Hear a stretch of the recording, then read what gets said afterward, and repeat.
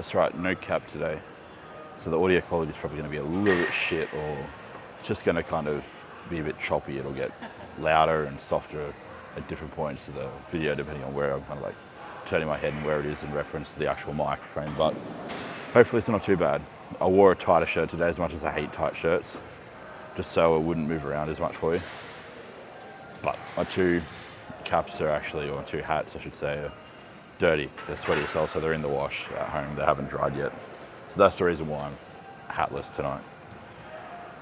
7:30 Sunday, doing yesterday's session because I had a rest day on Thursday, which kind of just pushed my Thursday, Friday, Saturday session to Friday, Saturday, Sunday. So we're getting on with the second back session of the week. Cut. It is, today's day 6 of the cut, I believe, yeah. Day 6. So body weight's down, things are going well. Just ticking the boxes and yeah, it's just happening essentially. That's the thing, it's funny, when you actually tick the boxes and do the work, you get the results. Jokes aside, it feels good to be cutting. I mean, eating less food, not feeling like I'm filled to the brim when I go to sleep is actually a nice feeling. Because after doing, what was it? Had to have been at least 9 or so consecutive months of bulking, with the exception of like a 5-week mini cut in the middle of it, and a couple of maintenance phases. Although for the most part, the last 9 months, calories have been in a surplus, and when you've been doing that, you get sick of food, I'll tell you the truth. Unless if you're just naturally inclined to being a bit of a fatty, in which case you might, no offense or no hate to anybody, in which case you probably don't struggle with appetite in an off-season or in a surplus. If anything, you might still be a little bit hungry. Although I've never really been obese or overweight, so my appetite cues, my hunger cues aren't all messed up. They're pretty sound. So I've never really struggled with dieting, I guess, until you get to like the very tail end of contest prep. Anyway, I'm rambling. So back today, or tonight, 4 exercises. Shit, I'm out of it. It's late. I worked today. I usually don't work on Sundays. However, I had a bit of stuff to do. I had to onboard a couple of clients, and so just doing all that. However, it's time to train now. 4 exercises, 2 sets of each, 8 sets total for back. I'm supposed to do rear delts as well. See how things go. Last week I want to say it was 2 sets of 15 with 180 pounds. So I'll see how I go on this first working set. If I get 15, I'll bump the load up for the second set and aim for the 10 reps, 12 rep kind of mark.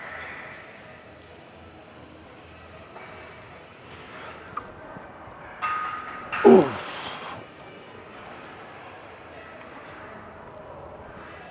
Ooh. Ooh. Mm. Mm. Mm. Mm. Mm. Mm. Mm. Mm. Mm. Mm. Mm. Ooh.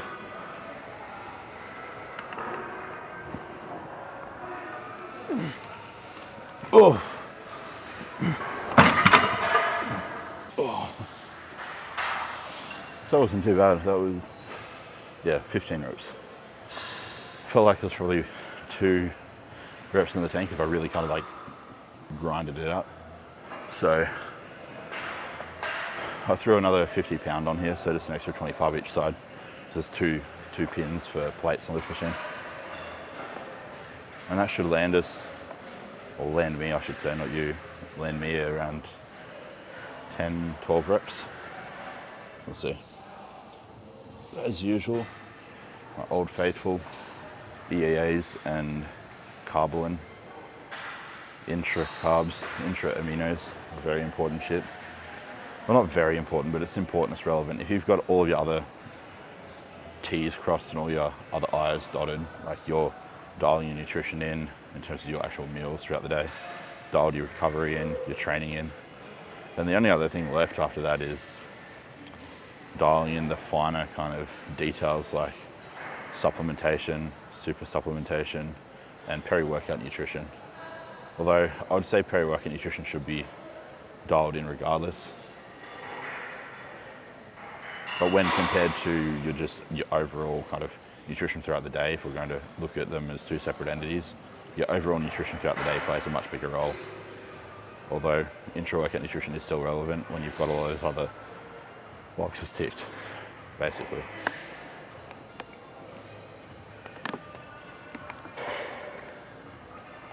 I like to keep intra-carbs and aminos in year round. But if I didn't have my nutrition dialed in and I was eating shit off plan every week, I wouldn't fucking bother because it doesn't really matter then. Sort your shit out, in other words, if your nutrition's not dialed in. But yeah, for me, it makes a difference, even if it's just 1 or 2%.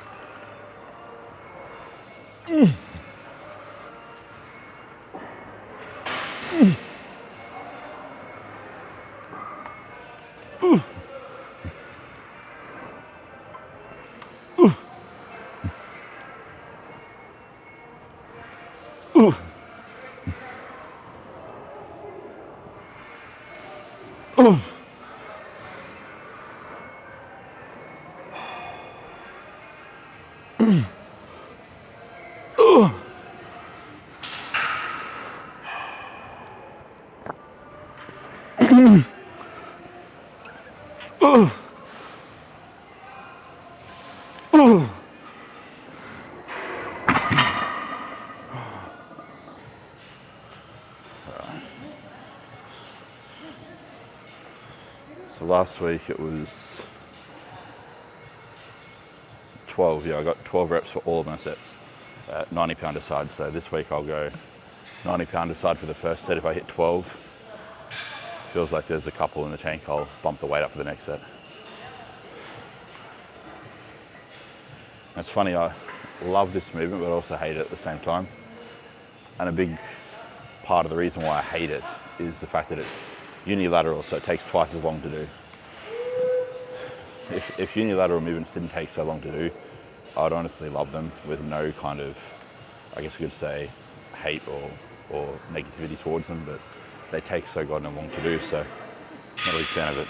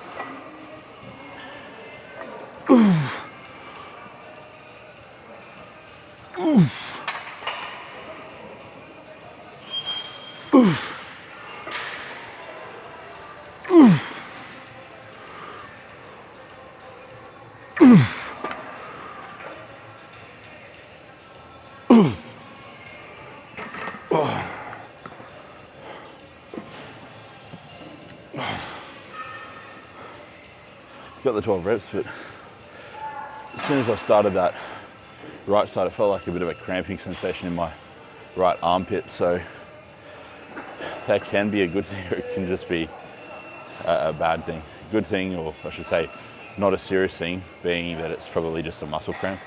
Bad thing, on the cusp of tearing or straining a muscle. And I have torn the teres major on my right side before, back when I used to do powerlifting, so I need to be wary of that.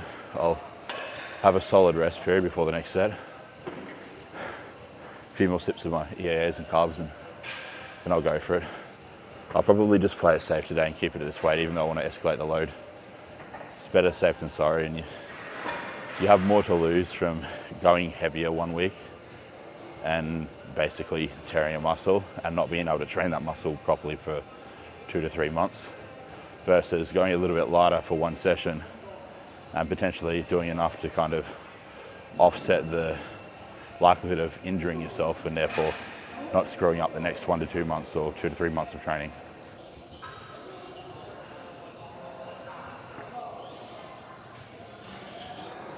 Okay, so a little bit of a quick pointer for whenever you're doing the hammer strength vertical row. Now, this kind of applies to a lot of machines, these 2 tips that I'm going to give you here. But for this one specifically, the hammer strength vertical row, as you pull down, it actually diverges and goes away from the midline of your body. So if you don't position yourself correctly, you're going to lose out a little bit on the benefits of this movement. And on top of that too, you want to make sure that the seat height's right. So the 2 tips I have for you is to set your seat low enough that you get a full stretch at the top, but not too low that you kind of throw off the mechanics of the movement relative to your anthropometry.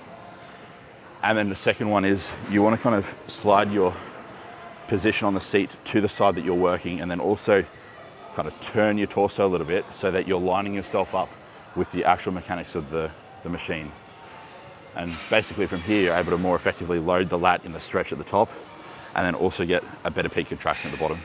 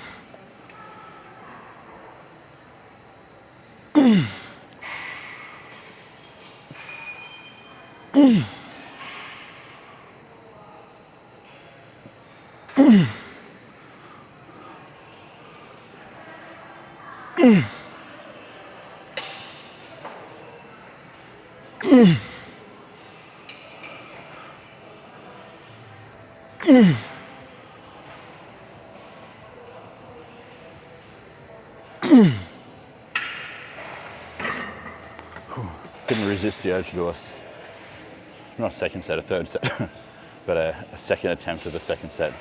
So this is my third working set. I did the second one at 90 pound a side like I said I would, but it felt a little bit too conservative, hitting 12 reps on it. So seeing as I'm not cramping up or feeling that weird sensation that I did on the first set, I'm going to gauge that it's probably nothing serious, and I'll just do another set to make up for that one that I just did. So this one's got an extra 25 pound each side, so 115 pound each side.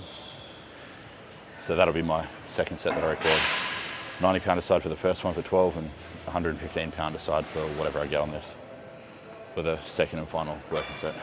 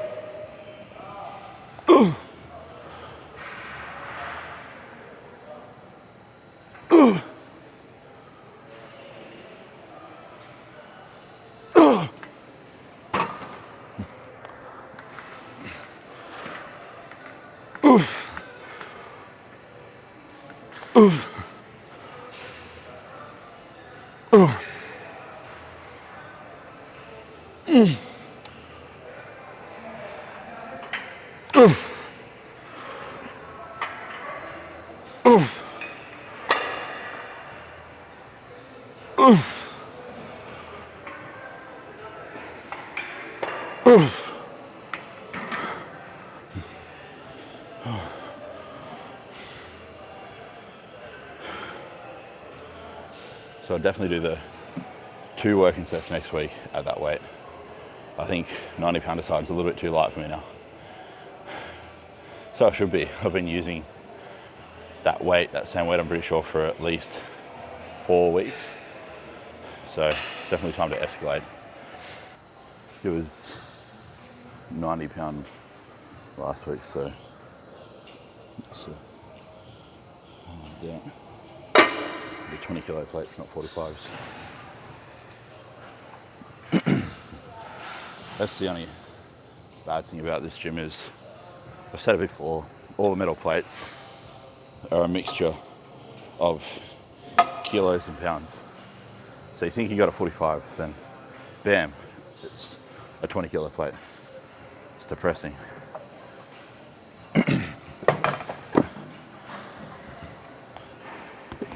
Now I know back where I'm from they use kilos, but I just don't like kilos. I prefer pounds.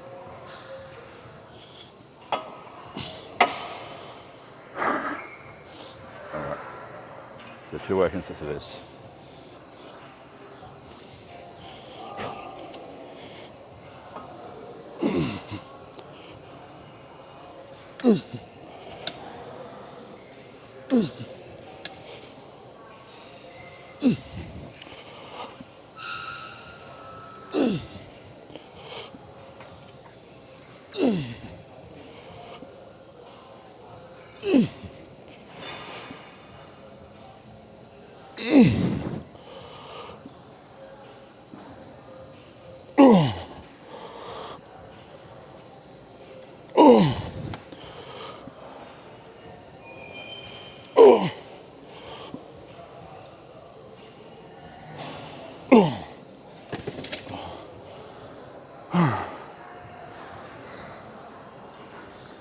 I think that was a rep PB.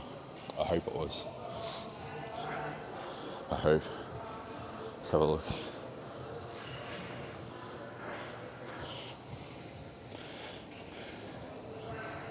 It was a rep PB. Wicked. Alright.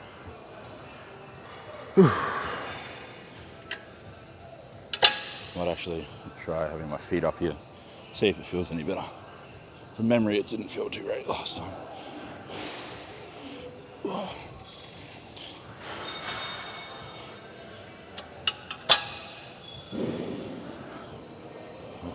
That's better.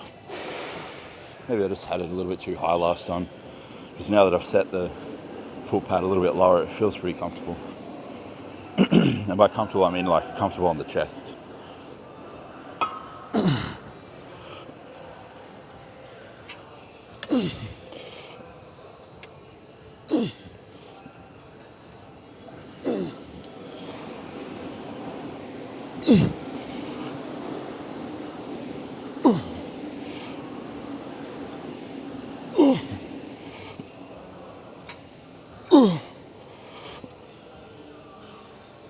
All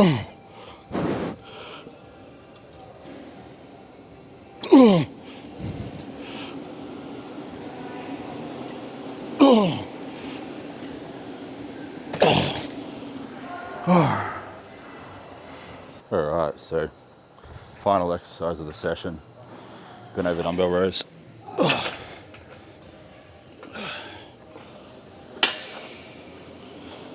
Can't be fucked finding a bumper to stand on, so these are going to be a little bit shorter in terms of range of motion. So I should get a couple extra reps out.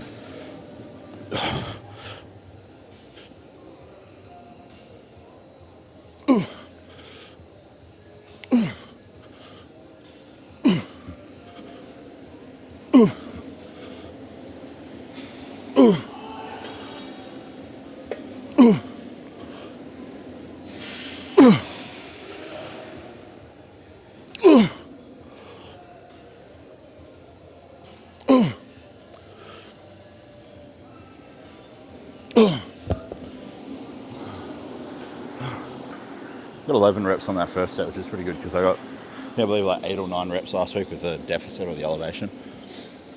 So, see how we go on this one. Hopefully another 11, that'll be good.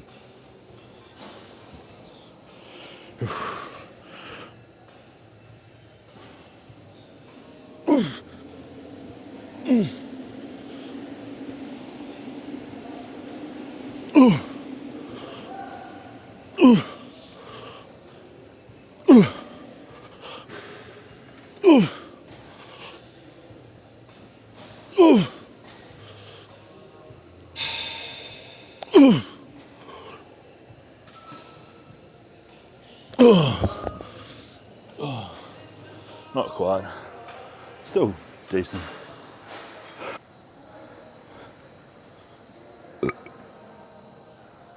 All right.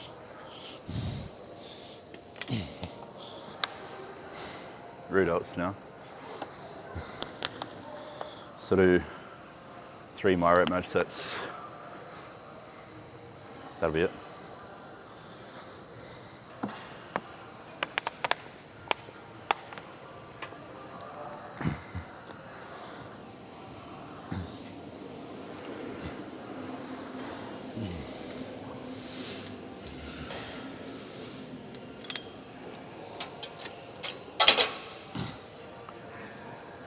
£145. Same weight as earlier in the week.